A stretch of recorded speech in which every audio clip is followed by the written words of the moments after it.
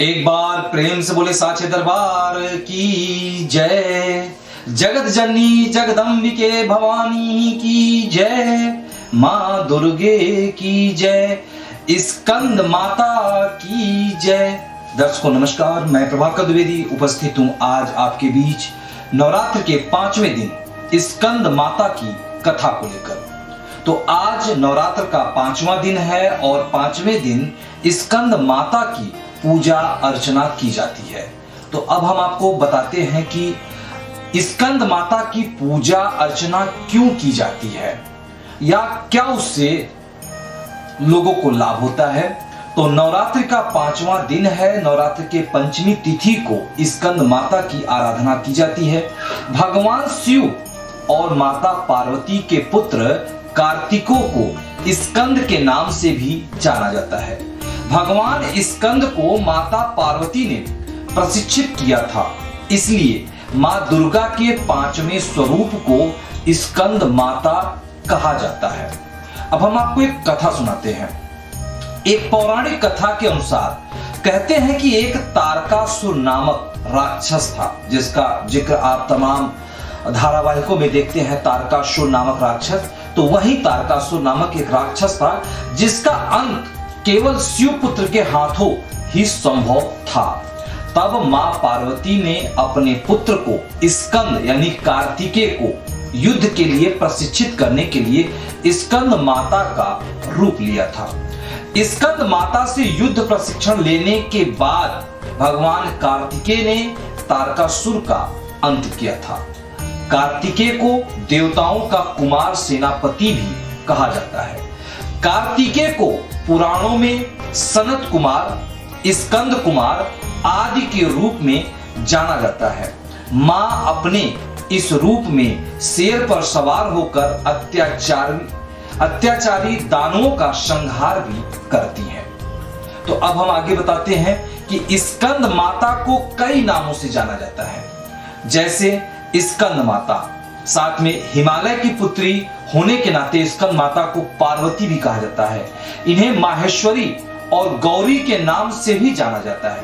पर्वत राज हिमालय की पुत्री होने के कारण पार्वती कहा जाता है। इसके अलावा महादेव की पत्नी होने के कारण इन्हें माहेश्वरी नाम से भी जाना जाता है और गौर वर्ण के कारण गौरी भी कहा जाता है। माता को अपने पुत्र से अति प्रेम है। यही कारण है कि मां को अपने पुत्र के नाम से पुकारा जाता है और इसलिए इन्हें स्कंद माता भी कहा जाता है। मां के कमल पुष्प पर विराजित अभय मुद्रा में होती हैं, इसलिए इन्हें पद्मासन देवी भी कहते हैं और विद्यावाहिनी दुर्गा भी कहा जाता है। मान्यता है कि स्कंद माता की कथा पढ़ने या सुनने वाले भक्तों को मां संतान सुख और सुख संपत्ति प्रदान करती हैं और वरदान भी देती हैं। अब हम आपको बताएंगे कि स्कंद माता की उपासना कैसे करनी चाहिए। ठीक है, तो श्रद्धालुओं की सभी मनोकामनाएं माता पूरी करती हैं। इनकी पूजा से संतान प्राप्ति के योग्य बनते हैं। शास्त्रों के अनुसार इनकी कृपा से मूर्ख भी विद्वान बन सकता है।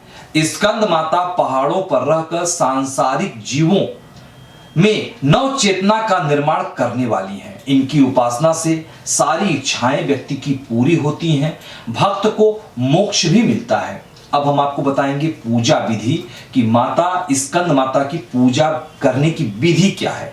तो सूर्योदय से पहले उठकर पहले स्नान कर लें, स्वच्छ वस्त्र धारण करें। अब मंदिर या पूजा स्थान में चौकी लगाकर स्कंद माता की तस्वीर या प्रतिमा लगाएं। गंगा जल से शुद्धिकरण कर कलश में पानी लेकर कुछ सिक्के डालकर चौकी पर रख दें। पूजा का संकल्प लें।